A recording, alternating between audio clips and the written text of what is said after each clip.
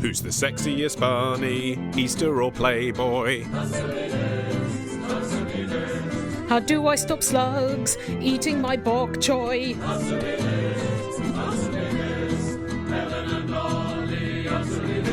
When we last spoke to you in Answer Me This, episode 349, a month ago... Days I'll remember all my life.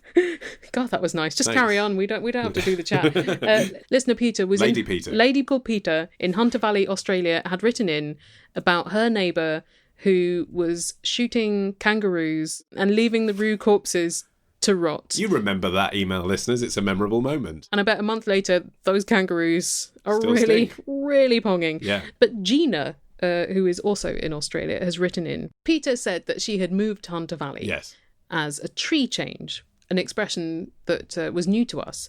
Gina says, tree change means to move to the countryside to escape the fast pace of life in the city. Okay, well, we sort of guessed what it meant from context. Yeah, but I did wonder whether it was a typo.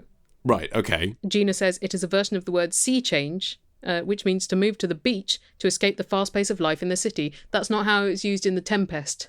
No, so I was going to say, because I always thought that sea change kind of just meant a change of view or temperament based on the tempest of the sea. Gina says it is also the title of an extremely popular 90s Australian TV drama, Sea Change, which popularised the idea. Okay. Maybe if you grew up at the beach, if you're the child of the people who did a sea change, you need somewhere to escape to, which is where the tree change comes in. Because you don't want a sea change to a sea change, do you?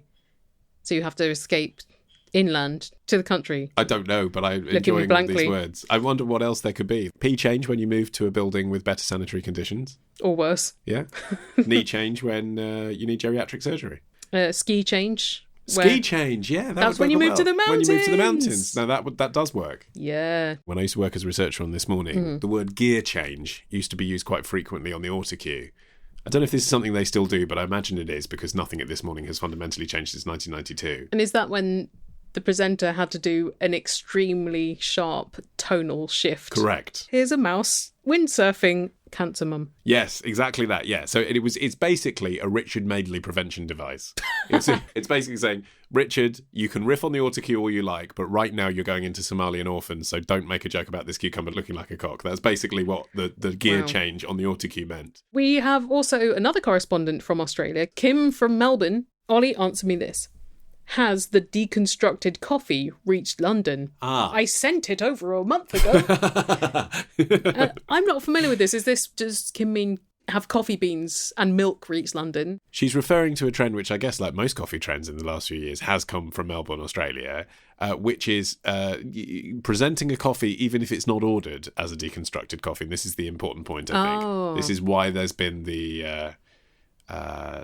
fury, outcry. Exactly, the outrage. Rage. Devastation. It's a bit like your food on slates thing. People are feeling like they're not given the choice here. I bet they can deconstruct a coffee and put it on a slate, can't they? I bet they can. Oh, you dip one end of the slate in coffee, the other end in milk. Sprinkle a line of sugar down the middle. There you go. Yum, yum. Some Melbourne coffee houses you go to, and there's a chance that when you order a coffee, it will come out on a wooden plank with 3 little beakers. One is full of frothed milk, one is a shot of espresso, and one is hot water. And the idea is you mix it yourself. Interesting. Bullshit, I say. It's, on the one hand, kind of empowering you to make the perfect concentration of coffee for you. Yes. On the other, it's forcing you to do a lot of work. I suppose, like so many food trends, it comes from a desire to Instagram the food, doesn't it? It's like, how can we present coffee in a way that someone's going to take a picture of it and put it on Twitter? But the problem is they're going to put it on Twitter with the hashtag twat. That's the problem. It's not just about the Instagram moment, Ollie. It happens before that. People are bewitched by a new or beautiful visual presentation of things to eat and drink, aren't they? So, to be fair, it might just be the novelty that the expensive coffee market needs. And in a couple of years' time, they'll want their coffee in a polystyrene cup, just as the backlash to this. Maybe. I mean... Or they'll want it in a super soaker and you fire it into their mouths. But most of the trends that are going to kind of catch on internationally do come by London fairly soon after Melbourne, and this one hasn't really arrived. I mean, it may exist in Shoreditch, But essentially it hasn't arrived. So I think this is a stupid idea. Otherwise it would be more common already. Is it that Londoners are too stingy? Is it that they don't want you in the coffee shop spending that amount of time? They want you to get it and leave. I think that's it in London, isn't it? Yeah, table rent is not worth... It's better for you to just buy your coffee and fuck off. If you're getting a takeaway coffee as well, do they give you 3 paper cups? Oh, God. Don't get me going on the reusable cups. Like, this has been my personal kind of bourgeois nightmare in the last couple of weeks, actually. Nightmare. Because... Worst thing in the world. I try and do the right thing and get the reusable cups. Yeah. And actually, Starbucks have quite a good one because it's cheap. It's only £1. And it's one that you can use, I think, something like 50 times before you throw it away. It's just slightly harder and firmer. Mm-hmm. So I was like, that's great. I'll get one of those. And I did. And I carried it around with me every day for a week. And it just so happened that week, I was working in a place that was next door to Starbucks. I got my 25% off or whatever it is. Yeah. I was happy.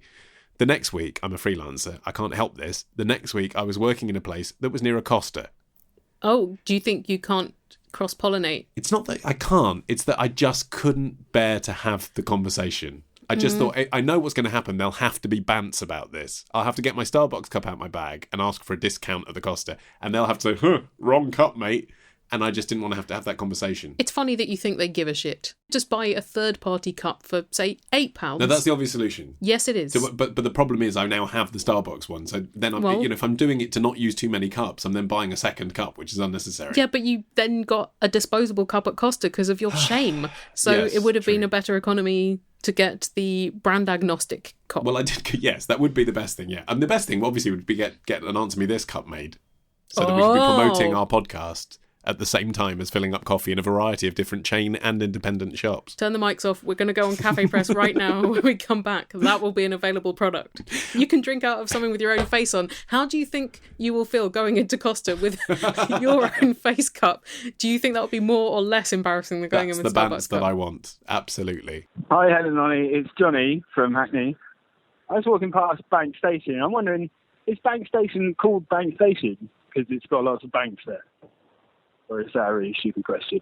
Yeah, that's a stupid question. Well, not necessarily, because although we all know as Londoners that Bank has a long history of banks, maybe if you're... Bank of England, isn't it? Yeah, sure. Maybe if you're just a visitor to our city, maybe... Yeah, then it's not Johnny from Hackney. Yeah, well, It's not even that far from Bank Station. He may well have never left Hackney. Could be that you might think the name sort of was reverse engineered and then banks chose to set up in Bank more recently. What does Johnny think happens in Cockfosters, eh? It would be amazing nominative determinism, wouldn't it, if you set up a part of London which was like, I don't know, sports place, and then stadiums started appearing. Or he could think it was on a riverbank. And then the Thames got silted up, so Bank is a bit further away from the river's edge than it used to be. Well, there is the embankment to the south, I guess. Yes, exactly. And actually, I did used to get those sort of semi-dyslexically kind of confused in my head. And there's Bankside, which is run by the Tate. It's not that far away. But no, it is named after the Bank of England, which and you are stupid, Johnny. Which is literally right there as you come out of the exit. In fact, the Bank of England has been on that site since 1734. It's the world's 8th oldest bank. It was founded in 1694. Only the 8th oldest? Yeah, what's older than that? Well, it's the second oldest central bank after the Swedish one. And the Swedish one is only from 1600s as well. So I think it was just the whole economics worked differently before that. It was quite a complicated story about why they started up the Bank of England to do with a big national debt after a battle that I had not heard of that France won. Right. And so we don't crow about that one very much. No, it really was a history's written by the victors one. 2 world wars and a national bank. But yeah, the station is named after the Bank of England and it opened on the 25th of February 1900. I was curious to read that Monument Station, which is very near to Bank, Monument Station opened 1884. It was named Eastcheap after the nearby street. But within a month, it was renamed Monument. What is with that? Well, was the monument there when the station opened? There, and that is what is with that. I mean, sometimes you just get it wrong, don't you? It's impressive to me that they realised they'd made a mistake that quickly. I think North Greenwich paint was still wet. Should have been called Dome. I mean, I know the Dome is now known as the O2, but that's a corporate brand but it's still a dome, isn't it? Doesn't matter the branding. And like Millennium Dome was always a bit naff, but it should have been called Dome. Like I think Millennium Dome's okay. You've got Millennium Bridge and Millennium Wheel. Yeah. I think the problem is a lot of people can't remember how many L's and how many N's are in Millennium, and it's just a bit of a pain to spell. But for tourists, it's a pain as well, like because then it has to say North Greenwich for the O2 Arena. Yeah. Do you think it was because they wanted to regenerate or even generate the area that is North Greenwich, and so they had to make it sound a bit like Greenwich that was already pretty spiffy. That's true, yeah. So maybe it was Where do you live in your spiffy apartment block? I live in Dome. Sounds, like you live in a French restaurant. Or a bell end. Yeah. If you've got a question, email your question to answermethispodcast@googlemail.com. answermethispodcast@googlemail.com.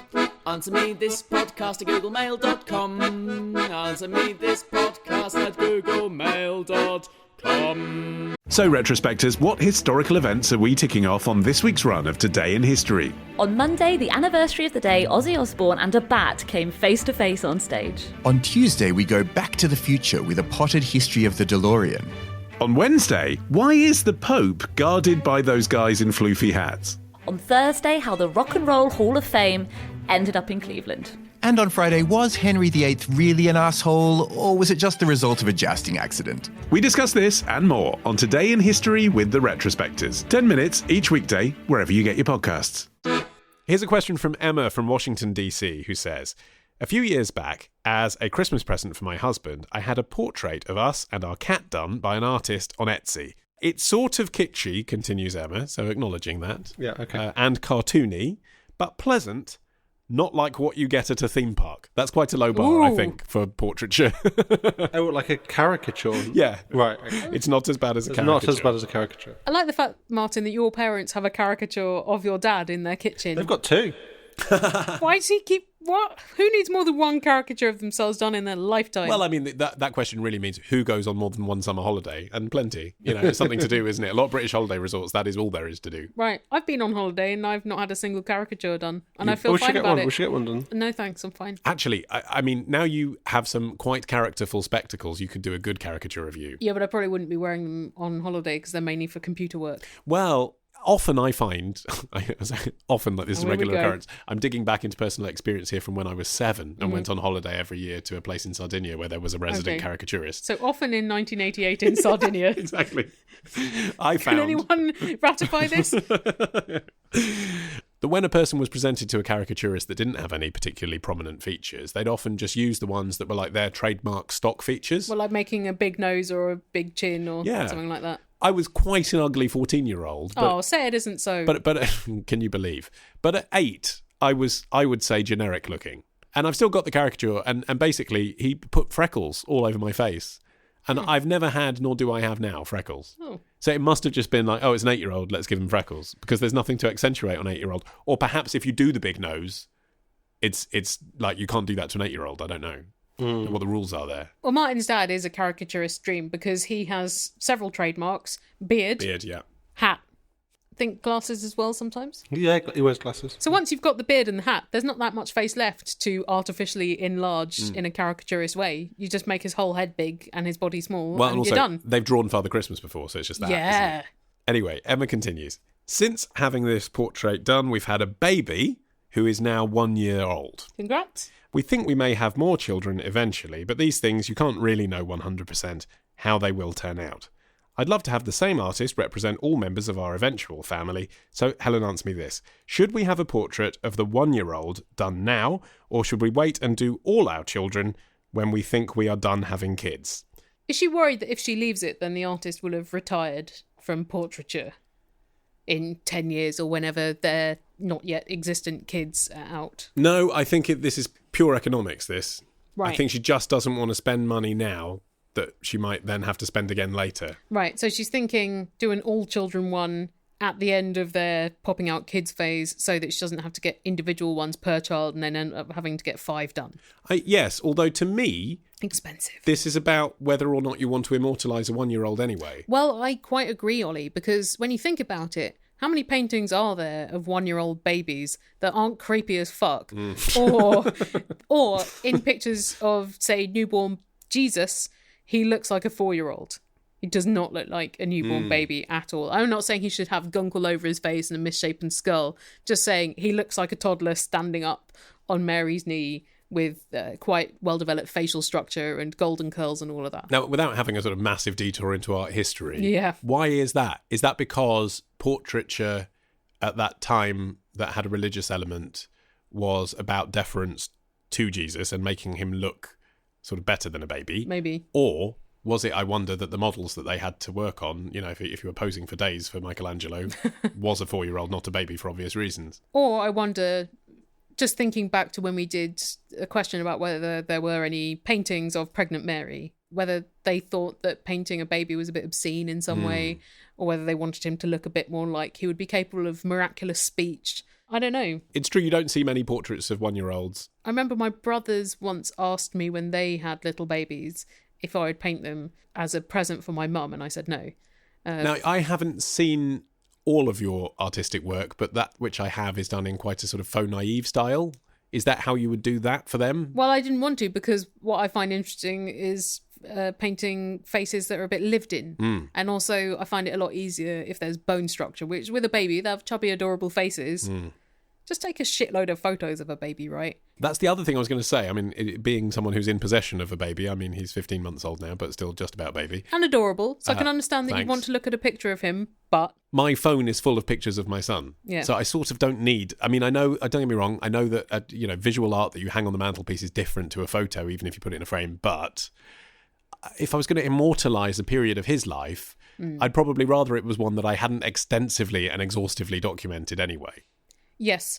I think also, even if you wait a few years so the kid is 5 and doesn't look like they will as an adult, obviously, but still the portrait artist will be able to capture something of their personality. Yes. Whereas a 1-year-old baby, that is harder to discern. Obviously, they do exhibit personality, but it's more tricky for them to show a little glint in their eye, say, or a mischievous facial expression. Although the only sort of official... professionally taken photograph of me that hangs in all of my family, extended family's homes, is my sort of official bar mitzvah photo, which my dad was apoplectic about because he was paying for it. He was quite insistent that for my official bar mitzvah photo, i.e. the one that would be given to all my close relatives when they came, that I wasn't wearing my religious gear. But at the time, because I'd been brainwashed for 2 years into this is the ceremony whereby you become a man in the eyes of God, I was taking it quite seriously, and I thought it was the responsible thing to do to pose as if I was Orthodox. So the photo that hangs in all of my family's homes of me is me looking very awkward, age 12 anyway, but like wearing a couple, reading the Bible. It's not necessarily the most accurate depiction of my character. So you'd look at that picture and assume that they became a devout child. I didn't. Right, so what you're saying is, ideally, if you are having any sort of picture of your child for posterity, make it not too specific in any way. Give it a kind of timeless quality. But then this artist clearly has a strong style of their own, so maybe it's kind of irrelevant anyway. Maybe, yeah. What your baby looks like. I think in any case, I think what we're saying is wait. I think so. The danger of waiting is that if your child is sitting for the portrait artist, then a 5-year-old won't sit still. But then if you're sending off for it on Etsy, they probably do it for photos anyway. Yeah, exactly. Also, I mean, you don't want to wait so long that the hormones kick in and the child hates you. Yeah. That's not the period you want immortalised. Yeah. When my dad sculpted my brothers, they were both, I can't remember, 5 or 8 years old. Yeah. Does it look like them now? Little bit. Yeah. I mean, the hairlines are more generous than reality. Was it a good choice, though, to go for that age, do you think? Well, I think if he'd done it when they were adults, then they would have been able to talk back and critique the sculpture as it was happening. I think you've said this on the show before, but if you did, it was years ago, so it's worth asking again. No, he didn't want to sculpt me. That's what I was just about. Really? Never even asked. Maybe he looked at my NHS glasses and thought, there is not a substance that I can sculpt with that can express these. Would you sit for him now if he asked to sculpt you? I mean, I realise that he's doddery now and it would take him a while. Yeah, that's the thing. I can't afford the 18 months. No. Right. I think I wouldn't, but that's because I don't want a portrait of me to exist, and also I feel like he'd be looking at me in a very critical way, which that was a whole thing in my childhood that I don't want to return to. Right, sure, yeah. Have you ever done a self-portrait? I mean, I guess your comment, there isn't a portrait of me that exists, suggests you haven't. Yeah, at school we had to do self-portraits made out of strips of newspaper, which I think was an exercise to teach us about using something pre-existing like newsprint in different ways to express light and shade on your own face. Well done for pretty deducing good. any kind of lesson from art lessons at school. I still don't know what any of those were about. It was a quite good portrait of someone else. Would you as a couple like to have a portrait of yourself done? Fuck no! No, but perhaps Fuck no! But perhaps from a sort of Etsy style. Nope. Crafty. We don't even have pictures of ourselves around. There aren't even that many pictures of us together, true. are You there? don't really. Do either of you have as wallpaper on your phone photos of yourself? Wallpaper on my phone is a picture of Zion National Park in Utah. Wallpaper on my iPad is a manatee. Martin? My iPhone is a birthday card with swan smoking. Right. And my iPad is a glacier in Iceland. Okay, right, so you hate looking at each other. Okay, fine, good. Well, We can look at each other all the fucking time. We don't need to be reminded through every electronic item. Well, Yes. you don't need to look at us, thankfully, but you can Yes, listen to that us. is for the best. We chose this medium wisely. You can listen to us to your heart's content, especially if your heart is as big as your wallet, by buying our archive material. Yes, you can get Answer Me This episodes 1 to 200, along with our albums and Apps. and our old best of episodes, I think, Yes, if you they're want just a there too. little taster. Yeah. That's all at answermethisstore.com. Yes, and for today's intermission, Here is a little nugget from Answer Me This episode 153. Hi, this is Phil in Stockport. Helen and Ollie, answer me this. In the 1989 Roald Dahl film The Witches, in the scene where the Grand High Witch, played by the lovely Angelica Houston, is addressing this crowd of baying biddies, are some of the witches in the crowd actually men? Because some of them look very, very dubious indeed. well, before we answer that, can I just pick you up, Phil? You can't call it a Roald Dahl film. The tradition is to name the film after the director. So in this case, it's a Nicholas Roeg film. And I What? wanted to make that Nicholas point Roeg because directed that's The the Witches? extraordinary thing. Nicholas Roeg Of Don't Look Now. of Don't Look Now. And other films. Directed forgotten 90s children's film starring Angelica Houston and some Muppets, The Witches, yes. Most of them were men, and one of them is a cameo by Michael Palin. No. Wow. Yeah, no dialogue, Michael Palin playing a witch in the background of that film. Wow. Fact. Here's a question from Elena. She says, Nothing mother can do. I live in the US and occasionally I hear the term citizen's arrest. And it's usually accompanied by someone grabbing my arms Exactly. and forcing me down onto the pavement. I hope you don't hear it too often, Lena. Usually I hear it in a movie or a TV show. Okay, thanks for I- clarifying. I am dying to know if citizen's arrest is a real thing or just something made up for movies that acts as a comedic device or to move the plot along. Mm-hmm. And if it was just that, that would be a very hackneyed device, wouldn't it? I mean, it comes up a lot to the idea of the citizen's arrest. Helen, answer me this. If it is a real thing, how does it work? Well, it works differently in different countries. And in fact, in the USA, it's different from state to state. For instance, in North Carolina, you can't do it. There's not a law there that allows citizen's arrest. Okay, but in places where movies are more typically set, the West, New Well- York City, can you do it there? Well, I think you can do it in all the states except North Carolina, but different terms and conditions apply. And it is actually really, really complicated. So looking at lots of different countries' citizen's arrest technicalities, some countries will allow you to do it to prevent a crime, but in others, the crime has to have happened. And in some, you would have had to seen the crime taking place. So catch the criminal in flagrante delicto, and that would be the term legally that is used. And The one some that, of people- course, is being used on the streets of San Francisco at the moment it happens, yeah. It means in blazing offence, but I didn't know it in this context. I only knew it as a kind of coy sex term. In other places, you just need to have reasonable suspicion that this crime had taken place. And then in some places, the crime has to be something for which you would receive a prison sentence. I think in Ireland, it has to be something for which you would receive a sentence of 5 or more years. So you'd have to have quite a good working knowledge of the legal system. But in other places, it could just be a minor misdemeanor or a disturbance or creating public affray. But what does it permit you to do if you put someone on citizen's arrest? Again, it varies from place to place what you have to do, but basically, you have to use reasonable force, as in not too much force. And by using the term reasonable, the law is fudging this a bit, but they all recommend you do not cause injury to the person. I think it would be okay to make them lie down and then sit on their back so they can't get away while you call the police, but punching them until they were knocked out, not okay. Yeah, not but reasonable force. Even without the terminology citizen's arrest, Yeah. that's permissible in most developed countries anyway, isn't it? Like, if someone breaks into my Right. house, I'd be allowed to do that anyway. Okay, but here's the problem. So you have to say very clearly that you are making a citizen's arrest, and the condition has to be that there is not an officer of the law around to do that job for you, and then you have to call for one straight away.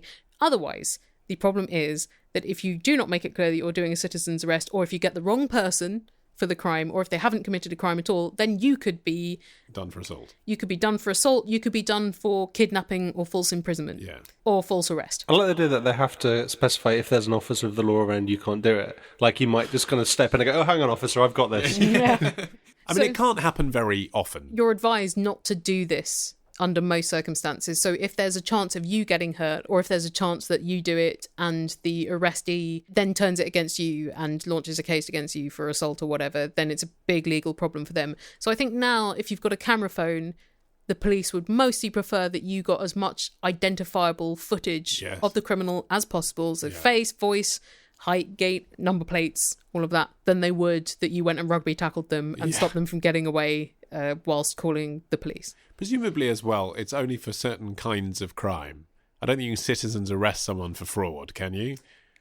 Or if you think about the amount of people who have protested and say, you know, maybe they don't always mean it, but say Tony Blair should be arrested for war crimes. Yeah. I mean, if you went up to Tony Blair and jumped on him, I don't think the police would take a particularly kind view of that. Yeah, but if you caught Tony Blair stealing a precious vase from John Lewis, that would be when a citizen's arrest was appropriate. But yeah, this is what the in flagrante delicto means. So if someone has done years of insurance fraud, say, not really appropriate. The police must find this fucking hilarious, though, mustn't they? If someone phones them up and says, I've just made a citizen's arrest. It's like the person who tries to take the giant cheque to NatWest to cash in, isn't it? Here's a question from Carl, who says, I'm at the end of a night shift, best place to be in a night shift in my experience, listening to the shipping forecast on Radio 4. In this day and age of instant live data on a smartphone and most ships having long-range radar, don't say it, Carl. Don't say it. It's obvious where you're going with this. You're going to get angry Archers fans throwing excrement at your car window. Helen, answer me this. Is there a real need for the shipping forecast? He said it. Oh, no, you didn't. He went there. Are there really any sailors who tune in at 5:15 to get their weather fix? It's on 4 times a day, Carl. Or is it just a tradition which the BBC can't drop? I do like the shipping forecast. It's almost like a poem, but is it needed anymore? Well, I mean, the poem is part of the need, because the BBC acknowledge that far more people who don't need the shipping forecast listen to the shipping forecast. It's on just before Radio 4 switches over to the World Service at 1 a.m. So for a lot of people, they can't get to sleep without hearing rain, moderate or good, Dogger Bank, millibars, you know, that kind of stuff. In 1995, the BBC shifted the late night broadcast by 12 minutes, and there were debates in Parliament, there was newspaper fury, there were petitions, the BBC backed down. Can you imagine what furore would happen if they got rid of it? And also, it's such a British thing. I think because we're a smallish island, therefore surrounded by water, and with a very significant maritime history, and everyone is near enough to the coast to be able to identify with it. I read something saying that in Britain you're never more than 75 miles away from a piece of coast. Yeah, you're never more than 75 miles away from a Dimbleby making a documentary about the coast at any given time. And it's been on the BBC since 1925. Yeah. I doubt it's the most expensive few minutes that they have. I don't think they pay very much for it because it's made by, it's not the Met Office, is it? It's, I don't want to get into the tedious detail, but it's made by the Department of, you know, waves and fish and shit. Ships and shit. And so the BBC just rebroadcast it. It exists anyway, whether Radio 4 broadcast it or not. Well, it certainly used to. Initially, it was the Post Office making it from about 1911, and it was called The Weather Shipping, and eventually the BBC took it over in 1925. But the reason why they still have it, as well as the cult devotion to it and the fact that it's like this incomprehensible beat poem, is that even though the ships might have internet and radar and whatnot, it is what they check their data against. It's also quite plausible that you go through areas where your internet doesn't work or your radar doesn't work, you know, or you're on a small boat. Yeah. And if you're using your eyes and hands to drive the boat, or whatever verb you do to a boat, I'm sorry, probably incorrect, then you might not be able to get on your phone and check. And I've been to a lot of coastal towns where you'd be extremely fucking lucky to be able to get any internet working. Especially off coast in the rain. Yeah. With a touchscreen.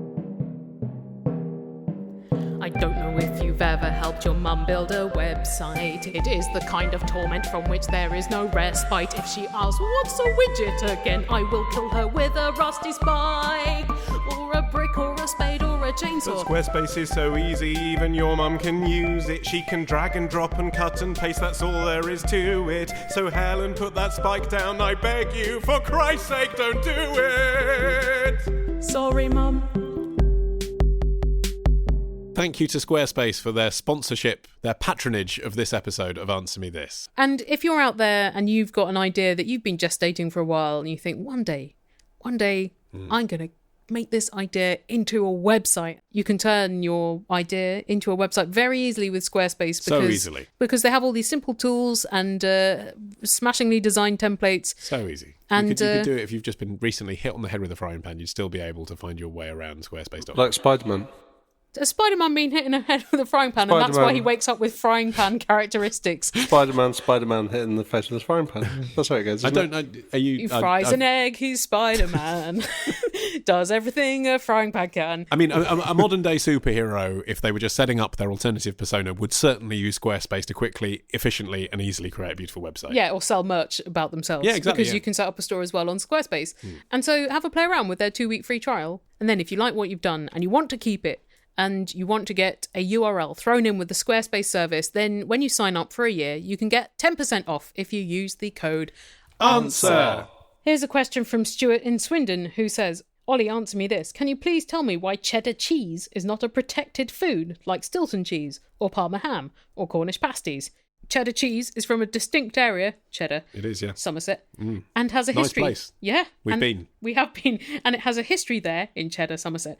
Also, why do the blessed cheesemakers from other parts of the world use cheddar to name their own cheese? Because of its notoriety What's and taste. so special about cheddar anyway? It's says nice. Stuart. Is it because it goes melty and isn't too crumbly? Partly. How funny a name is Wookie Hole as well in Cheddar in Somerset. Yeah, that is a funny name. Although Stuart in Swindon is also a funny name because it's alliterative. I mean, it depends where you are in the world, doesn't it? Wookie Hole, so that is the specific outpost of cheddar in Somerset where the classic cheddar cheese is from, isn't it? We did go. We did, yes. AnswerMeThisPodcast.com/Britain. You can see our trip to investigate the various different cheesy places of Britain. Our second stop on the journey is to Cheddar Gorge. Yes. And we saw some West Country farmhouse cheddar being made.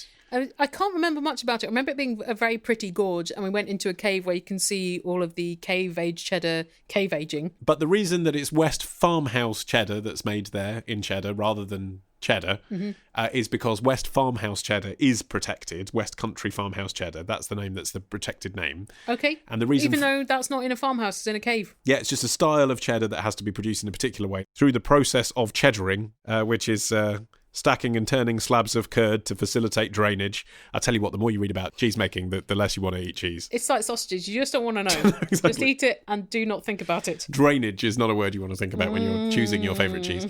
But anyway, the cheddar that has been cheddared is called West Country Farmhouse Cheddar, and that's protected. And the reason that cheddar isn't a protected name is simply because it's so old that it caught on in popularity all around the world well before anyone had the idea to protect something by region. I don't think cheddar is a cheese with many exceptional characteristics, maybe because it's so ubiquitous now that to me it is the generic cheese, and then more exciting cheeses deviate from cheddar.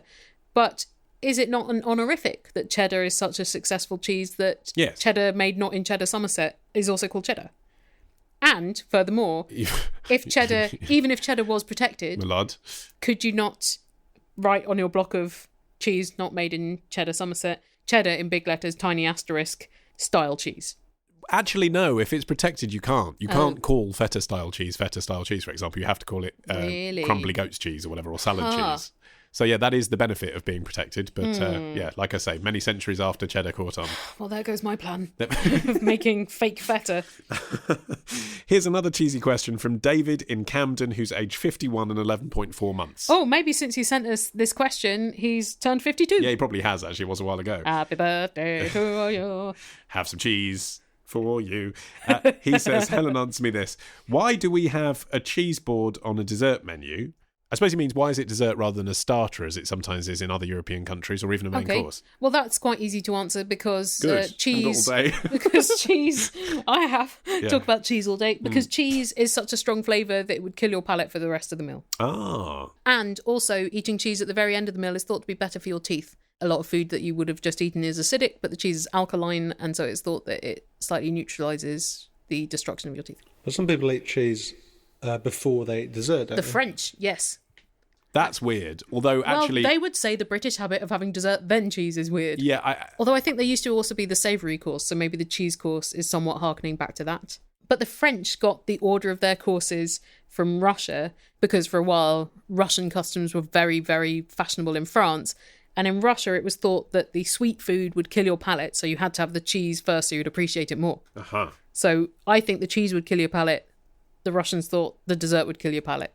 It hasn't caught on everywhere. I mean, in Spain, you get cheese tapas, don't you? So that's sort of like a starter, sort of like a main course. I think probably you get a whole course in places like France and Britain because we have hundreds of cheeses and it's a celebration of them, and you might have runny cheeses and blue cheeses and hard cheeses. But there are other countries which might not have a good cheese-making climate. So hungry for cheese now. Yeah, me too. Let's go out now and have a whole meal of cheese. The Frenchman Briat Savarin said, "A meal without cheese is a beautiful woman with an eye missing." Yeah. Or like Daryl Hannah in Kill Bill. Or Gabrielle. I don't think she had an eye missing. I think she just had an eye problem. Well, she was like a beautiful woman.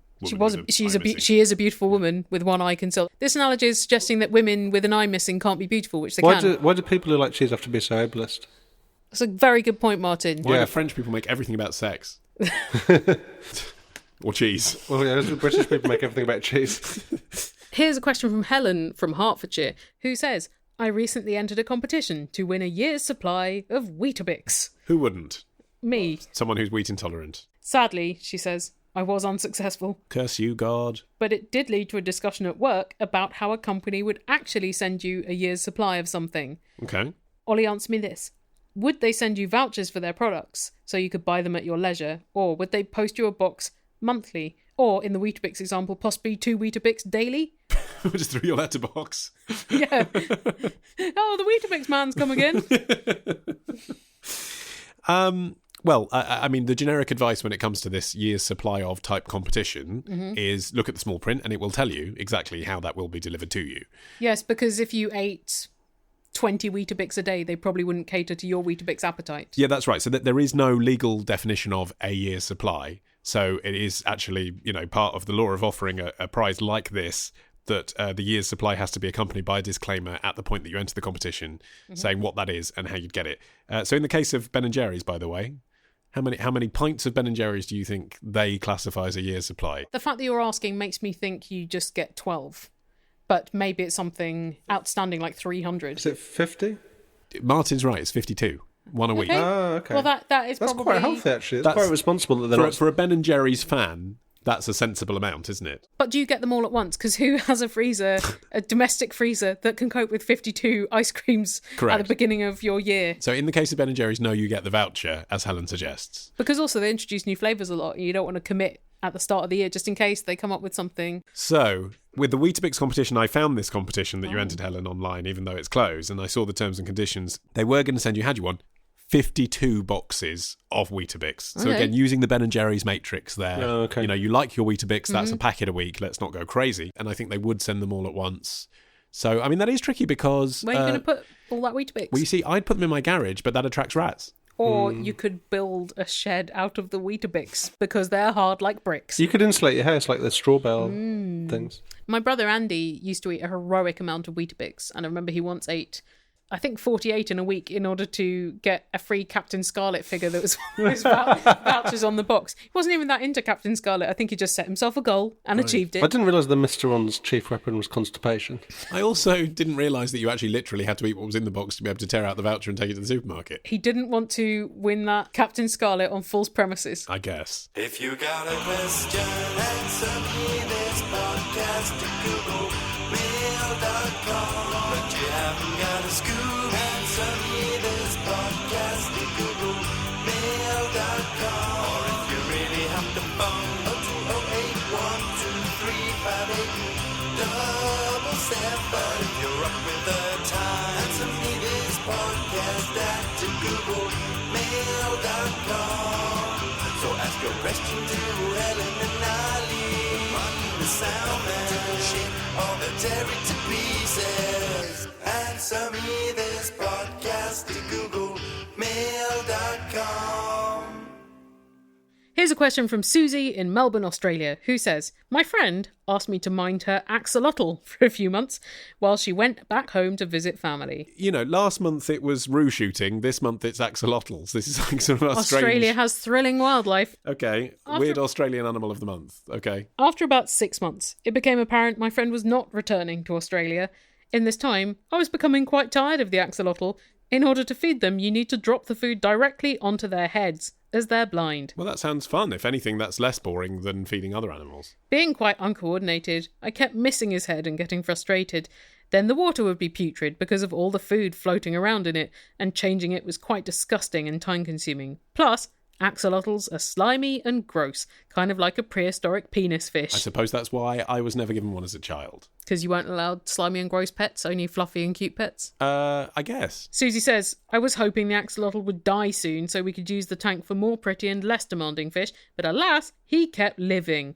I got my friend's permission to give him away to someone more enamoured of axolotls, but decided to try selling him online. Within a few hours, he was taken. Yeah. Someone swiped right on the axolotl. Absolutely, yeah. Ollie, answer me this. Am I morally obliged to offer my friend the money, or should I keep it as an axolotl babysitting fee? Okay. Well, I think you need to ask her, not us, obviously. If you ask someone, am I morally obliged to give you money, they'll automatically think, well, there's a moral issue here. No, well, yeah, but you don't put it like that. You say, since I've been looking after the axolotl for the last 6 months, I presume it's okay if I keep the money having sold it online, but no worries if you'd like me to transfer you some of it. Right, I was thinking it's okay not to tell her that you sold rather than gave away the axolotl, since she's evidently ascribed no financial value to it because she said you could give it away. And but then why not tell her and then do the noble thing and have told her? Well, I don't think it's that noble just to tell her, because Susie has been stuck axolotl minding for months, maybe paying for the axolotl's upkeep. I think it depends what kind of money we're talking about, doesn't it? And we don't know that. Okay, yes. Okay, if it's £500, it does get to a point where you're like, I should really tell her that this is happening. I don't know how much an axolotl's worth, but I'm guessing if it's £20, fine, okay. If it's like $100 Australian, I would just keep it. Because also, if your friend's abroad, then the exchange rate is going to take out most of their share of that. But if an axolotl is worth $1,000 Australian, then I think you have to go halves. And presumably you have been paying food and vet bills as well. Who knows who's paying for the food that gets dropped onto the axolotl's head. And you've been doing tank cleaning because it's putrid and gross. You've been doing all this upkeep for no emotional reward because it's an axolotl. Also, you've done the listing of the creature online. Your friend has access to the internet, presumably, wherever she is. She could have sold him before she went away. Yeah, exactly. Or she could have supervised the selling of him while she was away. She's chosen not to do that. I think you're on relatively safe ground, but I guess where we disagree is I would just tell her, but present it as a fait accompli almost, and you'd say don't tell her at all. Martin's just found an axolotl for sale online. How much is it, Martin? £7.50. Right, okay, yeah, don't tell her. £7.50. I mean, it's not even worth sending a question in. Unless that's just a picture of one. So you're wasting our time, Susie. Oh no, that's a journal. Sorry, right, what costs more? A journal with a picture of an axolotl on the cover, or an axolotl? There's one for like $20 here. Right. So it's not going to be that expensive. Okay. Yeah, chill out, Susie. It's fine. Yeah. At least you haven't got kangaroos decomposing on your lawn. Well, we don't know. That's true. Yeah, maybe she just didn't mention it. $35. For an Australian dollars? The thing I was looking at before was a model of an axolotl. An actual axolotl in the US is $35 American dollars. Right. It's not a significant enough amount of money to worry about. So right. There we go. Good to know. Great. Well, it hurts for us to part from you listeners, but we will be back with a fresh Answer Me This on the first Thursday of May. We certainly will. However, you need to supply questions for that, don't you? Yes, you know do. The drill. Otherwise, we'll have nothing to talk about. It'll just be white noise. And the... That's a better name for the podcast, actually. White noise is a good name for a podcast. Yeah, it's probably been taken. 3 white people talking shit. And all the contact details you can use to get in touch with us with that question can be found on our website. AnswerMeThisPodcast.com. And if you want to fill your ears with a free audiobook, courtesy of our friends at Audible, all you need to do is go to answermethispodcast.com/audible. And if you want to survey some of our other work, I'm doing a live show on the 14th of April in Los Angeles with... Yeah, it's going to be a burlesque show, with Roman Mars of 99% Invisible. We're doing a show together called 99% Allusional because we've combined our 2 shows. And, go on, tell them. And then shortly after that, I am doing... It's actually exciting, listeners, to listen to this. It's pretty weird. Yeah. I'm doing TED. Clarify that, otherwise people will be like, does Ted know? I'm doing a talk at the TED at the Mother TED. The actual TED conference. So when people say, I'm doing a TED talk, they're usually doing a talk in their local town hall. You're actually doing the TED thing. I'm doing the TED. Mr. TED. Right. Sir Ted a lot. Big Ted. Captain Ted. Tedist of Teds. And so I get a bit lost with TED. Will that get podcasted or put on YouTube immediately? Or Could be both. I don't think it's immediate. I think they like to spread them out. Right. So at some point, Helen will be on TED on whatever device you use to engage with TED. Unless I'm absolutely shit, in which case they probably won't put that video up. Anyway, that's exciting. There's also your normal, well, not normal, what's the right word? Your regular podcast, The Allusionist. The Allusionist. And I have a regular podcast as well. It's weekly, like my sex life. Like your bowel movement. One of those is a true statement. Modern Man, MANN, pun on my name. It is a weekly magazine show about sex and trends and amazing life stories. Did you think of the show after you thought of the name? Yes. If you subscribe right now, you will hear my interview with a woman whose ex was leading a double life and Britain's top Amy Winehouse impersonator. What? And also, I think the most Answer Me This style interview that I've done, which is a chat with the man who invented Baileys, the drink. Oh. So if you wonder, where did Baileys come from? Did he just think, put some booze and some cream together, job done, off to lunch? Yes. Full story at The Modern Man, modernman.co.uk. Martin? Songbysongpodcast.com. Yeah, you can hear all of our work. But of course, do return to Answer Me This for the retro episode halfway through the month, and then for a brand new episode on the first Thursday of next month. Yes, and if you would like to donate to the show for no reason other than... Ollie's baby needs shoes. Big heart and like deep that. pockets... then all you need to do is go to paypal.me/answermethis. Thanks. Any other business? No, that really is literally all our business. If our accountants are listening, we've just documented it all there. So just work with that as your template for the 16, 17 years. Just come to an end. Thanks, Perry. Yep. Shout out to my accountant. Okay, great. Right. Bye.